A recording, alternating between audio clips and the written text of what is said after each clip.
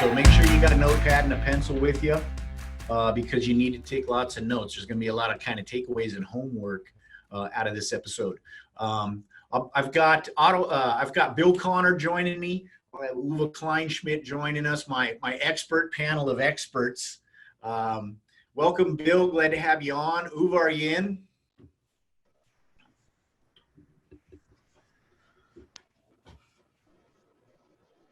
I see Bill. I see Uwe. Then we got Devin Kelley joining us from All Star Automotive. He'll be coming back. He's just on his way home. He might be a couple minutes late coming in, but we're going to be going through some of Devin's, trip to success. We've had Devin on the show a couple times, and so you've gotten a chance to hear, not only what a bright and just sharp operator Devin is, and kind of has approached things a little bit outside of the box and done very successful, how he committed to the digital inspection. Remember, he picked up a shop that already had us in place, and we'll talk a little bit about that and show some examples and how some of the best practices weren't really being followed, and then you'll be able to show you the results of when you see those best practices, those quick wins being implemented and then followed consistently, and what a turnaround it was in that operation and how successful he's been. So again, Bill Connor, Uwe, welcome. You guys have audio? I got audio. Thank you. At least I can hear you. I have audio now too. All right. Thank you. Technology is slow sometimes. Well, actually the people using it, I guess. Yeah, don't blame it on the tech. It's user error. So you guys got anything to add to those takeaways today, what we've talked about in the intro? Yeah, I think the biggest challenge for every shop is repairing the engine while flying the plane. Right? So you cannot just stop your business and say, okay, let's close shop for 3 days, train everybody, and then we go back to business.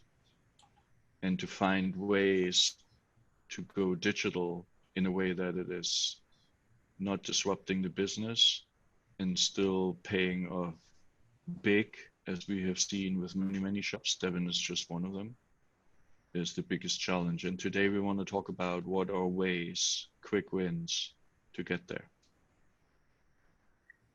And more importantly, when we're bringing a new shop on, we want to go ahead and get them to do these quick wins early in the process, and we want to get them to start doing it often. So the sooner we get them on this program and get them working, creating some stellar results for themselves, build hours and so on, the easier it is to go and adopt. So early and often is what I like to go ahead and work on. Yeah, and that's a great point. And that's exactly what this episode is going to be kind of helping to reinforce, right? And it's one of those things where it's almost like you need an epiphany or you need a light bulb. And we've made a lot of changes in the way, Bill, that we ramp up new shops, because we've learned over time as well. And that's how we've kind of established to identify what are these quick wins and get you focused out of the gate on these quick wins. Because what does it mean? What is a quick win? Well, quick win, it has a quick payoff. If you have a quick payoff, you can build momentum behind your process. It's easier to get the techs to buy in. They're making more money. It's easier to get the service writer to buy in. They're making more money. There's not as much back and forth in trying to overcome objections. It's more educational conversation versus a sales conversation, right? And so we've identified those, and we made a lot of changes in the way we ramp up. Maybe you didn't come in. Maybe you've been with us a long time and you kind of were out there, charting unknown territory along with everybody else. Well, this is a great way for you to reinforce those and kind of refactor where you're at and add these into your process and your protocols to get this kind of consistent return and results that we'll be showing and talking about here today. Not only that, we want to make sure the quick win, it can't be only for one person. It has to be something for the technician, service advisor, shop owner, and more importantly, the customer. So, by making sure we include everybody in that quick win, then we've got a sustainable program that can be repeated, rinse and repeat. Yeah. Or introduced. And we'll talk about that today when Devin gets in here, because again, he was in a shop that was already running auto vitals.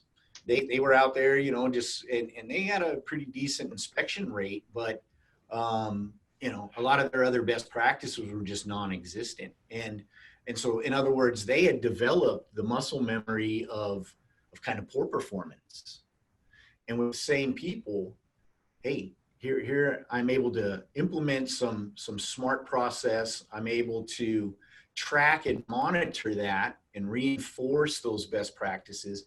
And then it turns around and you can see it's a significant gain. I mean, it doubles the ARO and revenues through the roof, and it's all in the same spot, same customer, same neighborhood, right? And we've got several people that have done those types of turnarounds, or even been with us and didn't pick up a new crew, but went to conference, or saw an episode of the radio, or went on Facebook and got some, and kind of that epiphany goes off. You go, wow. And then you implement that, and then bing, there you go. And then all of a sudden it takes off, and there's those results that you've been looking for. And so now with what Bill's doing, Chris Maggard's doing, we're running that, we're kind of drilling that into your head right out of the gate. So you start off with quick wins, and then all that momentum follows behind it. And so that's what we really want to reinforce today. If you're not on the kind of the quick win bandwagon, get on it. If you're new or you're thinking about it, this is what to expect, and this is why we're going to do it. And, probably the biggest, hey, Devin, Hey. Let's welcome Devin Kelley. Thank you for joining us, Devin. Welcome back, buddy. Thank you. It's great being on. How's tricks in Missouri? I haven't heard too much about you guys in the news, like one way or the other. You're open for business or you're closed, and the governors are out there waving their fist in the air, telling everybody to stay home. What's going on? We've been really lucky in my area. Not to say there haven't been, very sick people and people that have died, but compared to some areas, we've been really lucky. So the impact has been less so for the majority of my area compared to some. Yeah, that's good, buddy. So you had a couple weeks in the beginning where it was a little shaky, and then stuff started recovering. You've been staying as busy as you were before? Not quite back, but very close. We've had a 8-week period that has been below our average week compared to last year. And at the bottom of that, it was pretty low, about 40% of what we'd normally do, but it was a slow move down, and it's been a nice smooth growth back up. And so that's always great, because some of the really quick changes are hard to manage, but we're pretty close to what we were doing before, and things are manageable. So it feels great to see the phone ringing and cars coming in. Yeah, we've had quite a few folks on, and I've been talking with people, and it's like, it's starting to become, you can really tell the difference, how the effect has been on a shop that's running digital and a shop that's not, and it seems like, because we've had several instances where, car counts off 30%, revenue's actually up 20%, right? And they really start, and you can see in their metrics, Devin, you can see they really started to tighten up. It was almost, it was out of necessity, right? It was out of survival mode kicked in, but then all of a sudden inspection rate goes up, picture edit rate goes up, all the stuff we've been preaching to them, buddy, all of a sudden gets adopted because of, circumstance.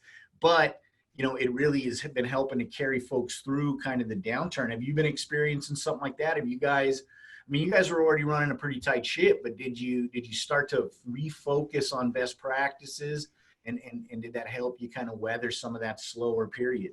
Yeah. At the beginning of it, we saw some of the change that I would have thought we were so good in some areas, we wouldn't have seen average repair order go up as the car count went down. We thought we were kind of in a sweet spot, and as things started to go down, our average repair order did jump up. And that's always just a good lesson. It's humbling to say, we think we're doing pretty good, but let's change this one thing and see what happens. And it was a good opportunity to work on standard operating procedures and go over a lot of the things that we do, and take some of these times as learning opportunities. That's right, because if you can do it now, you can do it always, right? And so that's a big takeaway here for today, right, for folks, is that, if you've had this results, don't stop doing it just because, kind of stuff feels like it's getting back to normal and, COVID isn't the big news story every day anymore. Keep doing what you learned through this period because it's going to benefit your business out, forever, right? As long as you keep doing it. Can I challenge That's a this? great point. Big changes happen anytime. Yeah. I could just say, look, I have more time to inspect the vehicle now, so naturally the arrow goes up. So just give me more time in the future. Yeah. I would love to hear that, because I tell them, how's that working for you? As you've taken more time to inspect the car, what are those hours looking like? Is that good? Because really the time you take on the inspection has a lot to do with how you manage your own time. So I guess I'd like to hear that. I could use good. that. Yeah. But I mean, other than that, the big epiphany really though is that, hey, change is hard, right? Right. It's hard to implement a lot of times a difference. It's hard to react. Just like you said, when it first comes on you, here's all of this lockdown and boy, you really have to shift gears at this point, and that takes a little getting used to. How do you yeah, there you go. Sorry, change is hard. This might seem familiar to some of you in the audience, right? Is like, yeah, it's time for me to look for a new job. And that might probably happen. We've had several people on that have talked about that and shared that experience where, hey, I had a guy who was with me 20 years and he's out the door now because change is hard. But, there was a goal and a reason behind the change, and we were committed to it. And so there really wasn't an option there. So unfortunately we had to part ways, But, and so how do you manage that change in your shop? I mean, we've talked with you quite a bit because, Devin, you came into an operation that had already had some habits built. They were already on Autovital. They weren't really ringing the bell with success, but then, really inside of your metrics, it's, it should be a case study. They'll be teaching this in colleges, in automotive, classes in the future, because you really see where you've put some process in place. You threw down some protocols, and I mean, it's like a rocket ship. It's like that big V recovery everybody's saying we're going to go through here in the, leading up into the elections, right? It's kind of, you were sliding off the cliff over time. You bought the shop and then boom, off like a rocket ship. So how did you implement that change? How did you manage that to kind of build the momentum and get everybody on board and on board consistently? Well, I suppose there's a lot of different aspects, and one thing that's been consistent is my vision of where we're going has always been crystal clear, and I work hard to share that vision with everybody else, and they seem to be inspired by the vision that I have, and in my mind, it's completely reality. It's just a matter of how we're going to get there, how long it's going to take, not can we get there or will we get there. This is where we're going. And as a team, we're going to do it. This is what it looks like. And look at all these resources we have to do it. And then I get into Auto Vitals, and you talk about case studies. I look at other shops that are doing things with the same amount of technicians, with the same car count, or a car count that we know we could change to. Yeah. And I show them, this is what I'm talking about doing, making these changes. And look what it's doing for this shop and this shop. The evidence is right there. That way it's not hearsay. It's not theory. That's the reality. Look at what they're doing, and we can even look up that shop and see where they're at, and we could call them and talk to them. So I'm using evidence-based practice, I suppose you could say, and just sharing the passion I have behind my vision. And it's not something I think about consciously. I don't get up in the morning and be like, I'm going to redefine my vision. This is how I'm going to express it. It's something I feel, and I'm really passionate, and I think other people feel it too. And so when I'm talking about things in the shop, that passion comes out, and it's inspiring. Before I came on board at this shop, they didn't really have one unified leader anymore. And not that I'm a dictator when I talk about leadership, just somebody who's a passionate driving force in a single direction. Good kind of leader. I think so. And when I brought that energy in, everybody was, I think, a little relieved to feel like there was one direction we're going. And I'm not the type that's going to say, you guys are going to do this, you're going to get out. It's more, I'm just so excited to do this. You guys are awesome. You want to help me do it? Because look at what it can do for you. So there's a few things involved, and it's a mix between that data-driven proof that I can show them and that emotional passion that people absorb when you're around them. If you can just really get excited, because I think it's important to stop doing the things you're not passionate about and only do the things you're passionate about. I don't know if I explained that well, but You nailed it. it's not trying to get excited about things and become passionate. It's only do the things you're passionate about from the gate. Sure. No, it's excitement and passion is infectious, right? Uwe? Devin, if you don't mind sharing, can we go to the next level of detail? Because I think that helps a lot of people who are still finding their mojo. When you say evidence-based, what exactly did you use? Did you connect with another shop owner who was successful and just shared their BCP, or what was the evidence you used? In Auto Vitals, Bill Connor helped me see the key performance indicators of other shops that were comparable in either staff numbers or car counts and things like that. And when I took over this shop, car count was through the roof. I'm going to say, let's see, probably sometimes close to 40 or 50 more cars than what we run a day in a week. I'm sorry, right now. And so I knew from my experience in running a shop that we really needed to reduce car count to have time to do what we needed to do. And I've got, your team, Bill Connor and everybody saying, we agree, this is definitely the direction. And so I could get into the control panel and find a shop that was doing a car count that I felt was probably a little bit more realistic, and showed them the average repair order. And I did have a couple of shop owners where I had them let me view their inspection, and it turns out their inspection wasn't a lot different than ours. Their staffing numbers were similar, and the car count was much lower, but the average repair order was much higher. So the average hours per repair order was much higher. And when I start talking to my technician about the average hours per repair order, I'm getting some looks like, okay, now you're speaking our language.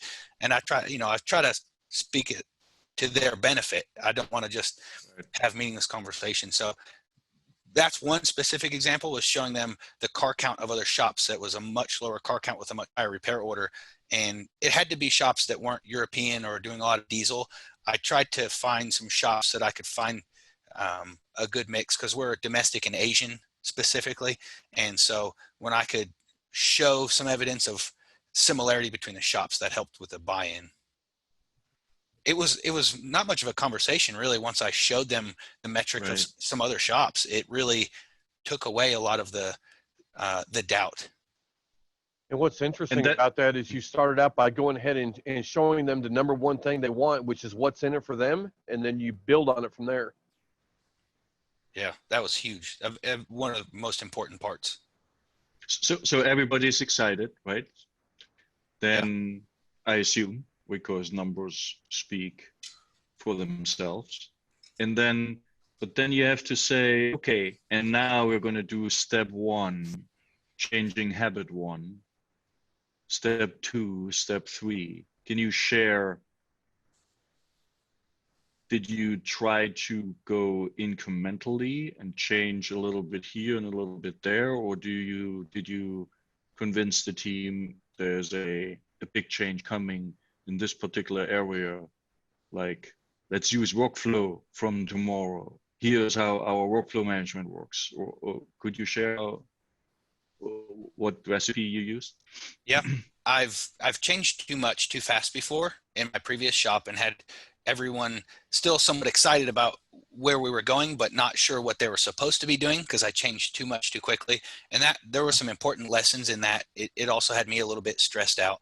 And so from that experience, I knew we needed to start with one thing at a time. And Bill helped me with judging the pace of change, saying this seems reasonable, or that would be a lot to try to be really good at also in the next week or so. So bouncing some things off of other people that I considered to be experts on this kind of information was helpful. And from the beginning, I had to really take a close look at the team that I had, because I didn't have a lot of buy-in from everybody, and that was for different reasons. Some people I felt like were not really gonna fit on this team. They drew more energy from the team than they did add. And so I think that was part of the foundation I had to strengthen first. So before I started making a lot of process change, I was really trying to understand who fits this culture, because if I could get the individuals to fit the culture better, I knew the change would be so much easier. So there were some really hard decisions I had to make, and I had to take some serious chances.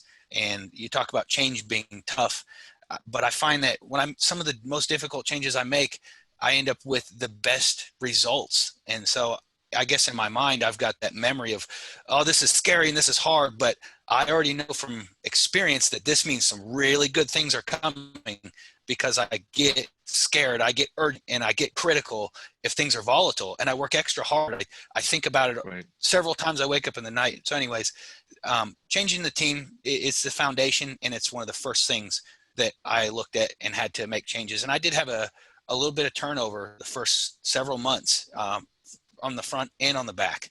So I think that was my step one, because without that, I'd have been swimming, or going uphill. And Right. so I think that was the number one thing, is at the foundational level.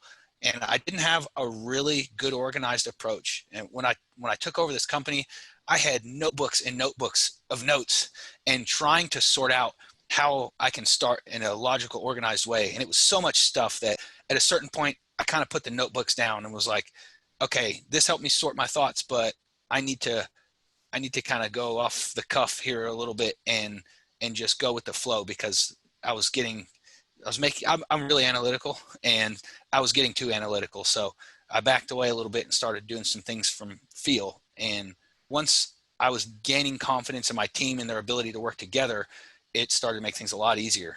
And I think car count, the concept of high versus low car count, was probably the next area, because once people started respecting each other more, because there were less people that were disrespectful to each other, I started getting people to open up and express themselves more and being more creative. So when I'd start talking about car count, I'd say, this guy over here, he just loves car count. He gets excited, and they, being a little more open, feeling like they weren't going to be judged for their ideas, would say, well, I kind of know this and this about him. If you talk to him like this, it could help. And so building off my stronger foundation, we started addressing car count and talking about, well, I know that this is the way you guys have been doing it, so it's a little scary thinking about doing it this way, but obviously the old way didn't work, did it?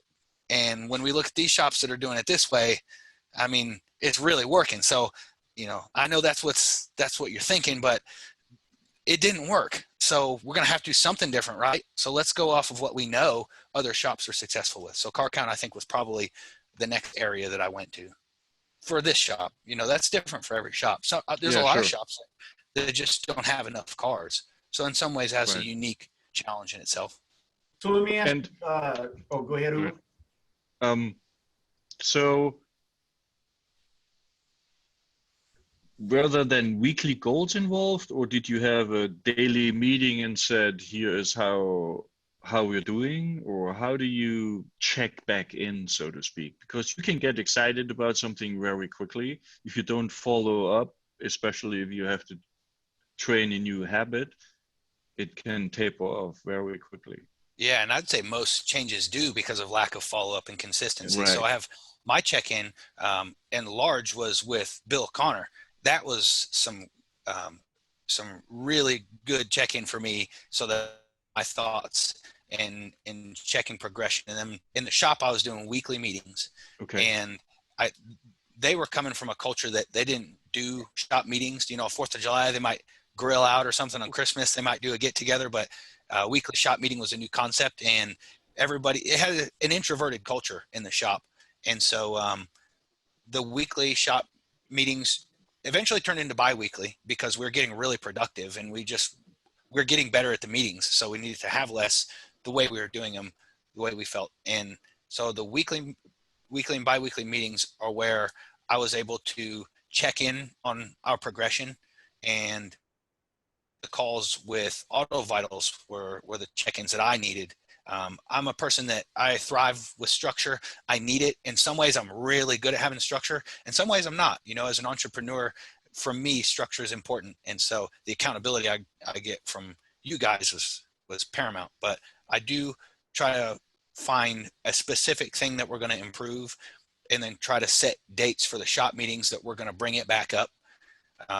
I try to bring up a topic that we're working to improve on before it hits a critical point that it's failing. And I really feel a lot of the team's ability to improve in an area has to do with my follow-up and my initial ability to be clear about the expectations and not expect things to change too quickly. I talk a lot about it's okay if we don't nail this right off the bat. This is what we can do with it, and we're going to go here because you guys are awesome, and I know you can do it, but everybody makes mistakes, so let's get in there and screw this up a little bit. That way we know how we can make it better. So I do expect people to make mistakes, and I tell them, I'm looking to see a couple mistakes this week, so don't let me down. Those mistakes are what are going to take us to where we want to go a little faster. So quit being scared to make them, and let's make them, and let's use that data. Yeah, that's how you learn, right? Uwe tells us that all the time, fail fast. Fail fast so we know what's broke so we can fix it fast, and then it's better. Bill, I got a question for you, buddy. So once they kind of got the car count down and they had some time and we had some fundamentals in place, how did you get them focused on the quick wins? How did you introduce that? What did you identify were the quick wins? And then, and what was the results? Because it looks to me when I'm looking at the data, hey, Devin, do you mind if we show some of your BCP data? By all means. To the audience? I mean, you guys went after it and took to it like fish to water, right? Because you really see the incremental improvement, and then it becomes a habit, and then it's just a rock solid line of consistency up until this point. So what we did is we identified something, a particular inspection topic that had something in it for everybody. We got build hours for the technician, and it's easy for the technician, easy and quick for them to do, easy and quick for the service writer to do, and more importantly, is something that can happen on every vehicle. So we actually kind of rolled out and we talked about either using a brake fluid exchange, or the brake fluid topic, or the tire tread condition topic. And in Devin's case, he actually made the choice. And then what we did is we went a little bit further. We defined exactly what the technician should do, exactly what the picture should look like, exactly where the arrows should go, and so on. And then we agreed on everything that was going to happen and how it was going to define and measurement and so on. And then we said, look, for a period of time, what we want to do is on every vehicle, this gets expected exactly the same way, and it gets presented to the customer and let them say yes or no. And then what we did is we said, okay, in order to go ahead and actually measure our success on this, what we're going to do is use the business control panel to dial in right to that particular topic and be able to see change over time in a graphical format. And so we identified, decided exactly what we're going to do, exactly what it looks like, and how we're going to measure the change, and we just started down that path. Yeah, because I mean that's the trick, right? And that's the greatest thing about having a lot of this, data, and the people have gone before you. And to Devin's point, you got in and you showed them, hey, it's possible. Look, other people are doing it, and ain't any better than you. You can do it too. You just have to commit and understand and be transparent, have a goal, and implement, and reinforce. And so, so as that kind of was taken off, what was the impact? I mean, did it work as expected? Like on the first topic that you picked, did it start to click? Did Devin, did you see the motivation or the consistency? Did you start getting that positive feedback, right? They were asking questions. They were making suggestions on how to do it better. Because that's when you got your techs locked in, right? As they start giving you ideas on how to do it better. Because they care now and they're committed and they're engaged.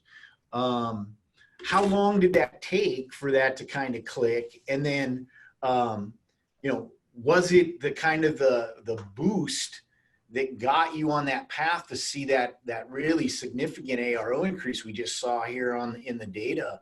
I mean, that's about a doubling in less than a year. Yeah. Yeah. It's hard to say looking back at how long that took. The past year of those changes was kind of a blur.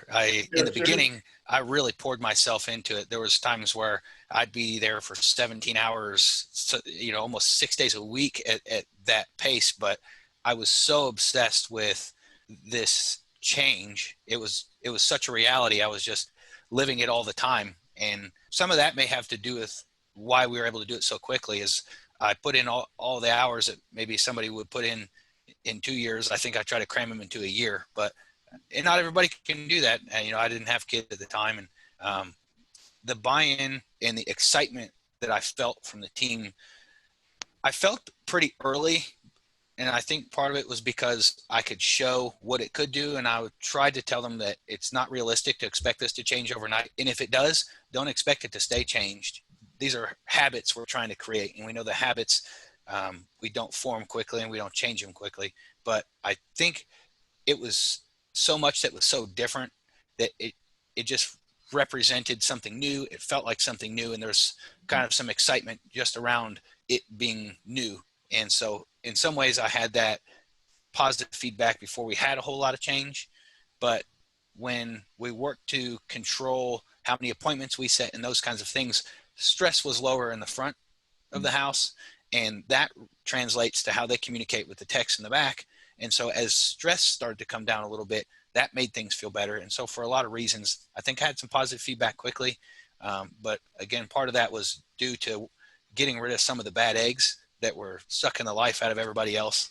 There were some low performers that made my high performers medium performers. And so, yeah, of course. Yeah. Yeah. And then, so then, those quick wins kick in, and that kind of helps fuel the momentum, especially for the next big push into change, right? Because if I can say, hey, we did this piece and it's paying off. So yeah, the next part's going to be some heavy lifting, but man, there's a bigger payoff, right? And it kind of incrementally, you put in the work, you improve the work, you analyze it, and you tweak it, and you do it better. And like I said, once you open the door to those shop meetings and you start getting your technician input, that they're starting to buy in. Your service writers are giving great suggestions, and they're almost taking ownership of it away from you. That's really the feeling that you want to have in your business. You want to say, hey, I implemented this. Yeah, I had a bunch of resistance, but I was transparent. We set goals. We had the quick wins. We incrementally improved. And now it's to the point where they are owning it, right? They are owning it. They're holding each other accountable for not doing it right. They're firing suggestions in to make it better, to improve it, to add new inspections, or to tweak the inspections to be more efficient. They come in with better quality work. They're on time more often. I mean, all of these kind of very, positive critical success factors kind of grow out of this change, right? Once it kind of cements, and then, you really just fertilize it and let it grow. And you want it to be like a weed. You want it to grow, and spread, invasively throughout the operation, because it's all good stuff. And ultimately it affects the customer base, and that customer base affects the community and your demographic. And then it even attracts more business to you, right? It really is that kind of, success breeds success. But it really starts with the initial commitment. And I mean, Devin, you couldn't have put it any better, buddy, is that you got to believe it yourself, right? You got to be bought in, and you got to show each and every day you go out there that this is it. This is what we're going to do. And here's why. And I'm excited and I'm passionate, and share what those results can look like. And then just empower everybody to pull the boat down, to get to those results, right? So the beauty of the quick win, though, is that we're defining exactly what should happen, and then we're proving the result and how we're going to measure it. Then what they can do is they can apply that same method to any other topic on the inspection sheet they want. So again, by demonstrating this is what we do to generate hours, revenue, and so on, and then you do the same thing for the next topic you choose. Go ahead and define with your staff exactly what good looks like. And then you do it and you measure it and you keep repeating it on any other topic that you choose on the inspection sheet. I would love to go a step back, Devin, because you took a huge, you put not only your heart, you poured everything in. Yeah. Was there a time when you said, dang, this is not going to work out? And if there was, how do you get yourself out of this? And then when did you start leaning back and could say the process works, the results are going to follow? So yeah, it was a big leap in the beginning. You know, I took my last shop. I spent so many years going to conferences and just hyper focusing on my process and procedures and learning a lot of good lessons. And I was really frustrated with it. And when I saw this opportunity open up, I saw it had more of the recipe right off the bat that would enable me to do what I wanted. And I took all my years of building my previous shop, and I just took the whole thing and in a way, I kind of crumpled it up and threw it away. You know, we had a real small staff. Right before this changeover, a year before that, I turned my whole staff over. I was desperate to make things change. I was willing to take big chances and get really uncomfortable. And so, yeah, going into this one, I'd say,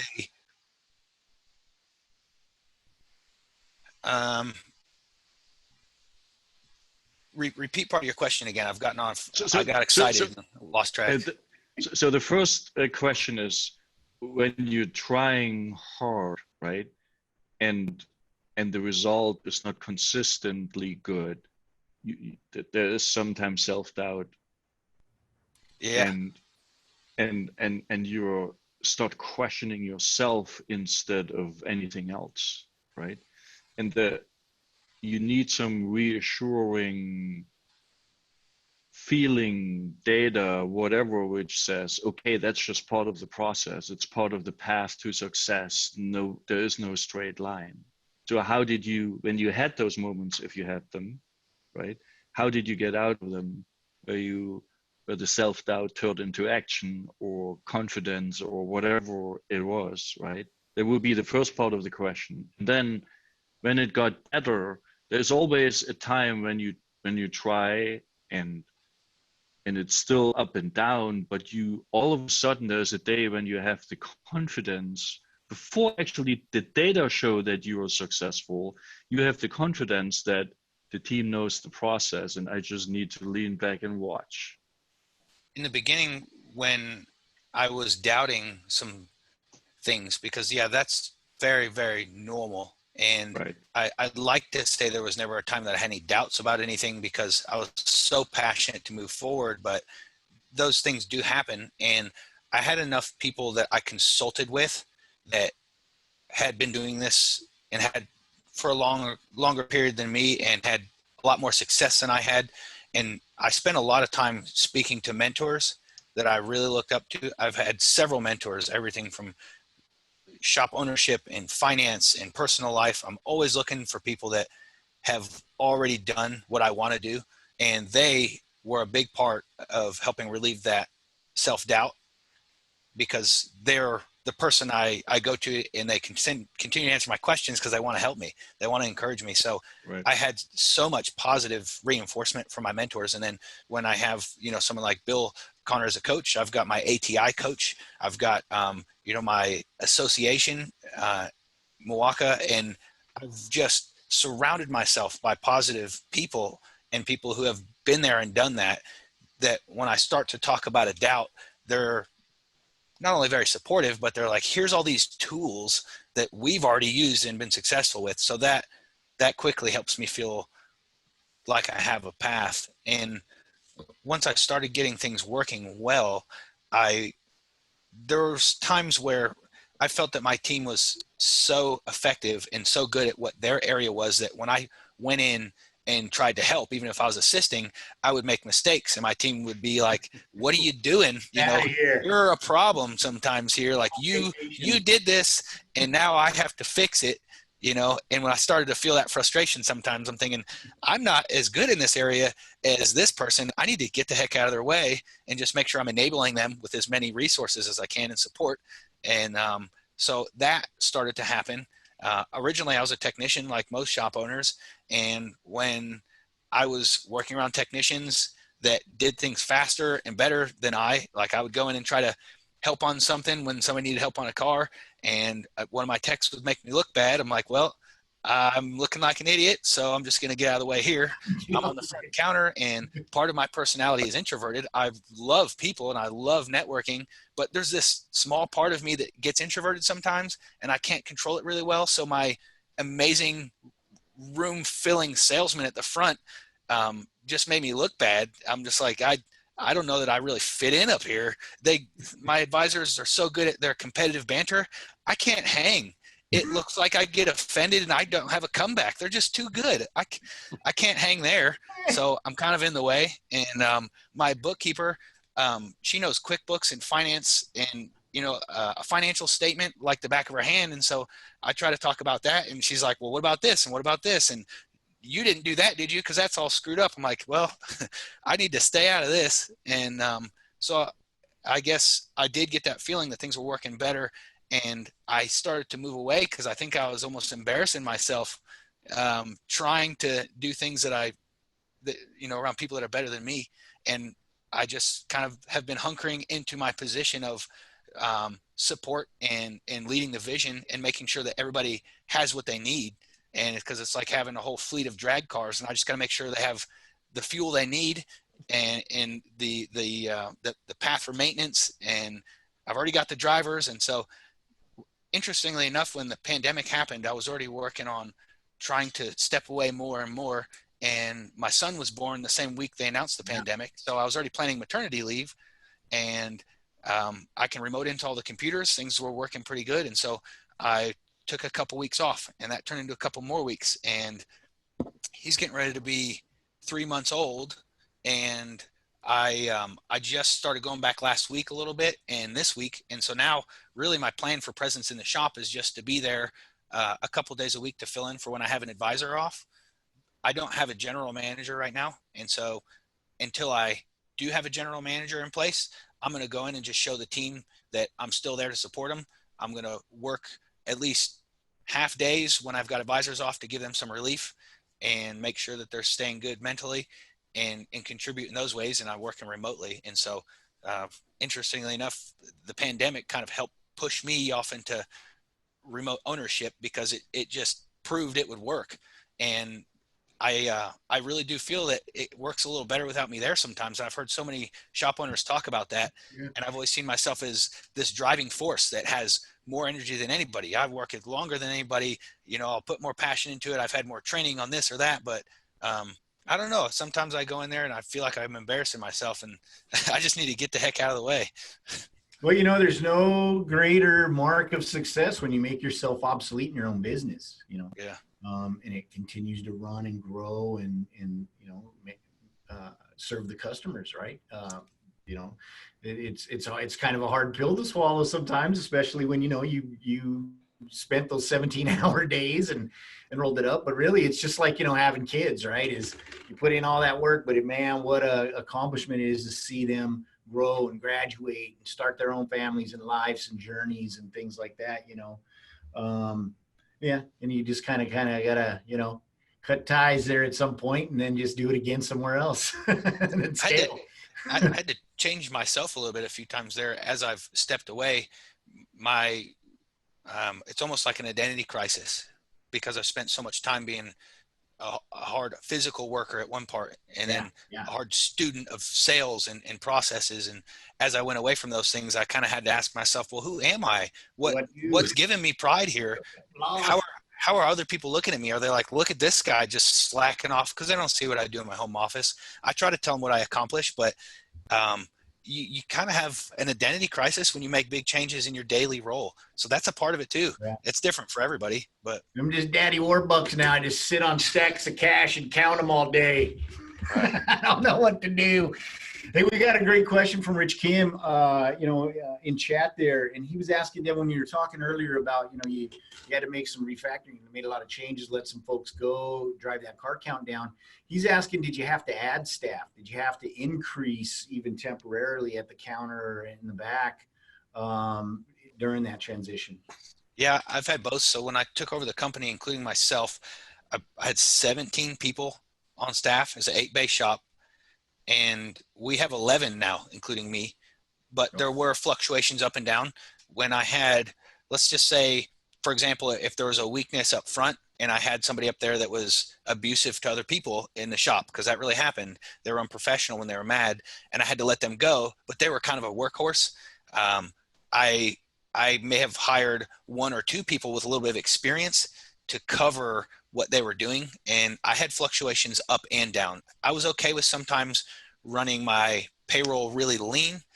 That's kind of my goal now with high performers. They do more work each, but I was okay with having my payroll kind of fat sometimes too, because I knew these couple really good people, if I overwork them, they're going to get burnt out. So with a plan not as permanent of having some people that can help, I'd be willing to have payroll be a little heavy or a little light. But I did have to reduce staff and have an extra person sometimes, where that staff to tech ratio, you may have an ideal concept of what you want it to be. Sometimes I went outside the bounds of that just to get us going in the big picture where we want it to be. Yeah. Did I answer the question? I believe Yes. so. Rich Kim would have to tell you. Yeah. But for me, you did. I can see the question now. Yeah. I would Up and I would down. I would like to ask a question back to the quick wins, if that's okay with you, Devin, because Absolutely. we have a little bit. Dustin, if you could show the quick win comparison, the two approaches, and I would get your input. So big changes doing fast can backfire big time. If you do incremental changes, you might not get to a big success fast enough, right? So there has to be a compromise. And Dustin, if you could share, oh, it's up. I'm sorry, I didn't see that before, right? And so you could, if you compare that with, let's say you want to teach a young child how to play an instrument or do some sports, right? You could, for example, for the inspection, say, just start with a shorter inspection and focus on the quick win items, be it tire wear or brake fluid or whatever, and the safety items for sure, because you cannot just overlook them. But leave the rest for later. Basically make a shorter inspection, create momentum, everybody sees how great it's working, and then add more inspection topics later, right? So the success of that method is you have really a quick win pretty quickly, right? The challenge is, as you add topics, there's always a little change of process, it takes longer, and so on and so forth. But since everybody is excited to get more benefits from it, that should not be the problem, right?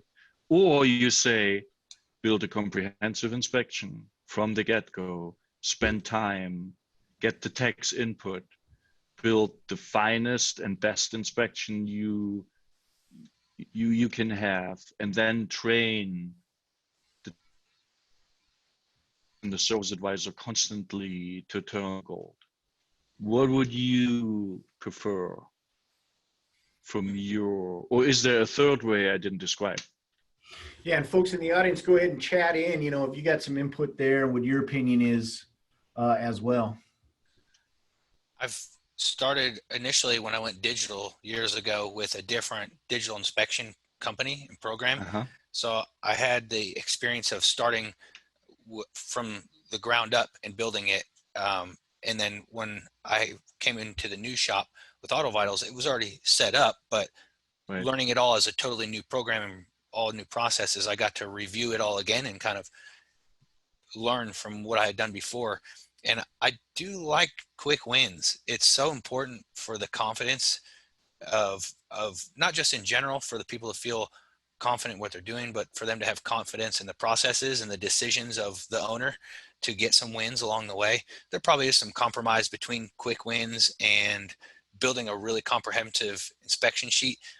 And maybe it comes down to the personalities in the shop too. There may be people that are really confident in the shop owner and in the processes, and they're in it for the long haul, and they're like, I don't care how long this takes, let's do it right from the beginning. And if that's the majority, then I think they would do better with that. And there may be some people that are like, I don't know about all this digital stuff, this is a little strange, I want to feel good about this really quickly before you're going to get my buy-in for much longer. So it probably depends on the majority of the personalities, I think. And you know, maybe as a blanket, if you've got both, some kind of compromise where you say, we're going to be building this on the side while we get some quick wins here. I think they're both really good approaches. And would you even go that far and say, if you had a new shop tomorrow, and people had no experience in digital inspection, would you pick, I don't know, the strongest service advisor and the strongest tech and let them do it, as in giving an example for everybody? Or actually use the weakest tech and if he can do it, everybody can do it, right? I've seen Right. some of both. Yeah, I've had a Right. general service tech that was almost, I mean, just as green as can be, who took on to the digital inspection and did a beautiful one. And like Right. by the end of the first day, he just nailed it. And everybody else was kind of like, oh, sheesh, making us look bad. And, you know, I do have aspirations of having more locations. And I anticipate needing to teach a lot of people about digital inspections, because in our town specifically, there's only 2 shops that do it. And so if I am successful in some acquisitions, there's a lot of people that are going to have a learning curve here. So it's interesting to see these 2 and think about how I would approach it. But if I started over, I would absolutely be making sure I've got some quick wins in there. Okay, cool. Thank you. Great question. Thank you. We got the poll results back. Looks like 79% of folks answered that the metric that's most important in evaluating their shop is weekly revenue, followed by ARO, and then tied for third is motorist research time and retention rate. 36% each receive that. So it's interesting, driving it by revenue. We want to see that motorist research time incrementally improving in priority, because really, you know, that's the secret sauce, you know, that motorist research time, which the quick wins lead to, right? That's exactly why. Because one of the most, you know, and for folks that maybe you haven't seen previous episodes and you're thinking, what the heck, these guys keep saying quick wins, what the heck is a quick win? Well, quick win's pretty, you know, we've danced around it, but, you know, it's quick and easy. It gets a big payoff. There's a good margin to it. And most importantly, the customer can understand it easily. So think of things like when we're talking fluid, you know, if you're going for fluid flushes and such, you know, you use a drip tray, right? And the drip tray shows kind of the clean versus, you know, the comparison picture, or a, you know, dirty air filter next to a brand new one, a clean one, or brake pads, or however you want to do it. You can add that comparison. It's really easy for a customer to understand. Oh, that's dirty, that's broke, that's, you know, worn. I need a new one. And the more that you can implement those quick wins like that, easy to display, right? It's really easy to throw down a drip tray, and it's very evident. You don't have to do a lot more explaining around it. You know, something's leaking, it's leaking. You don't have to really explain much around that. It's leaking. And the more that you can establish those kind of quick wins, the faster that process, or the more cohesive that process happens, right? The technicians take their pictures and they make their recommendations. The service writer knows what to edit. And to Bill's point earlier is, you know, we talk about how to place those arrows, how to make those edits, what information should be on that picture to get that. Once you get it to the customer, then, you know, your motorist, then it just goes click, aha, approve, right? That's really the trick. And so then paychecks are fatter, right? Billed hours are up, ARO increases, and that's that momentum that we start to build in with those quick wins. Bill, if you want to walk us through, maybe give us some tips on some of the areas that you've identified as quick wins. Talk about what you what you implemented into All-Star with Devin, and how that worked out. You know, what's the impact on the tech side? What's the impact on the service writer side? And what's the payoff on the customer's end? And if I may, sorry, Bill. Dustin, could you show this one screenshot? I think that's where the cabin air filter is a canned job, and shows how that increases over time. Exactly. So, Bill, if you could incorporate that, I think that helps the audience to. Sure. So in this particular shop, what they did is their area of focus was on the cabin air filter, and their job was to go ahead and inspect it or document it on each repair that came, or each inspection that came through the shop. And where that black diamond event marker is, that is the first week that they actually put this in place. And if you look up at the top where you got the green marker up there, you can see that their approval rate was 15 cabin air filters at that particular time. And you can see also the week before that, they had 3. And you see that by implementing the process, the following 2 weeks, they were actually able to go ahead and sustain it. So they learned how to do it. They proved out it worked. They went ahead and measured and monitored what was going on.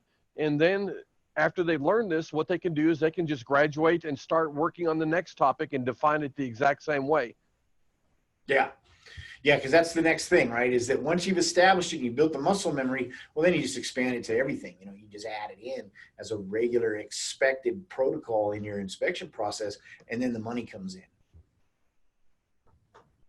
And you can see on this picture, right? So you can use the BCP and pick any can job. So in this case, it was cabin air filter, but it could be anything.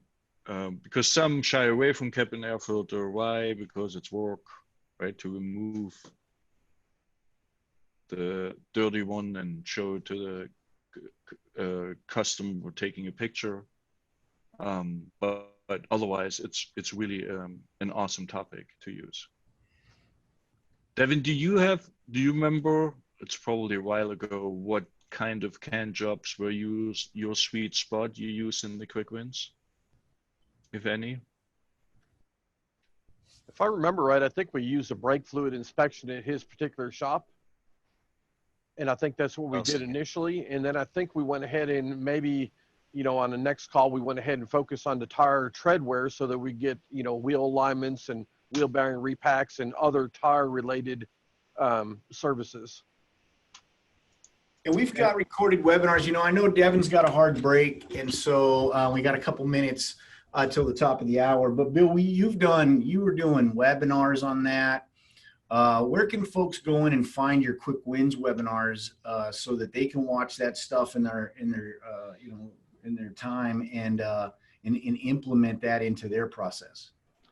So I guess the best thing for me to do would be to take that pre-recorded webinar and go ahead and put it in the academy along with other things. And, you know, they can choose it in there from, you know, I guess we could add it to the frequently asked questions area, you know, how to go ahead and, you know, define a quick win and do it that way. So that'd be a good place to go ahead and actually put it.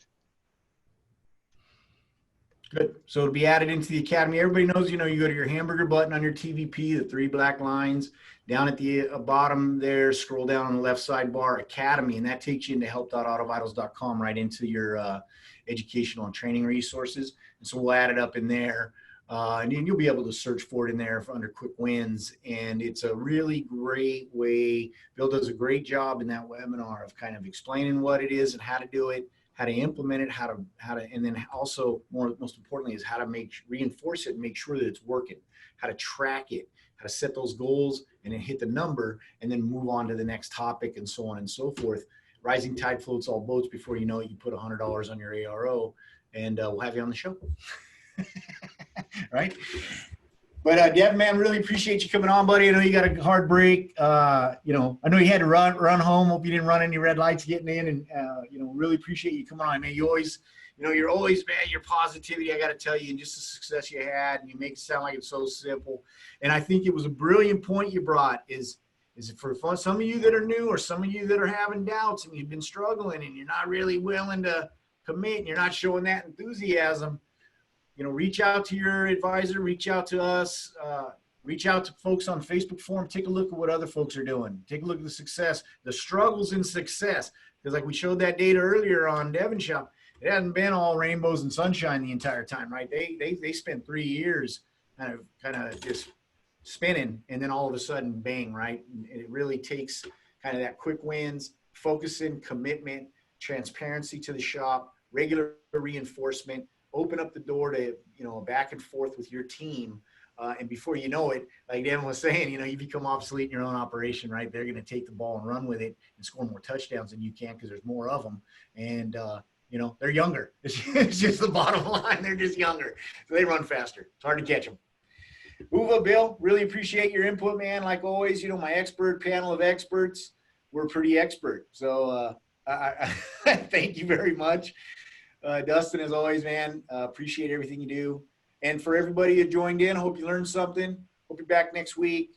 You know, keep that conversation going on the Facebook forum. If you're looking for topics, let us know. We'd love to, bring you on as a guest or find a guest that can help you out with what you might be struggling with, get you some help, and point you in the right direction so you have all that success like Devin. You got more time on your hands. You know what to do with it. You're just going to open up a whole bunch of shops and become like Carl Icahn at some point. So you can do it too.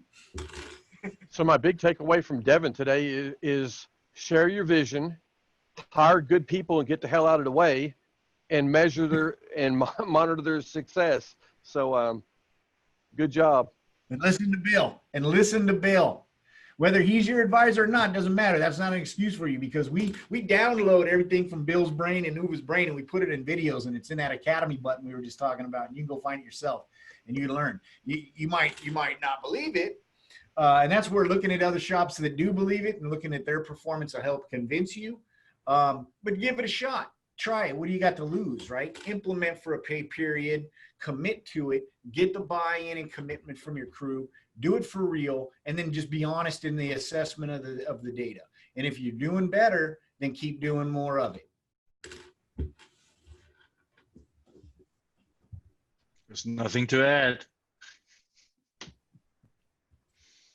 Mic drop. Thank you, Good to see Devin. you It was again, Devin. awesome.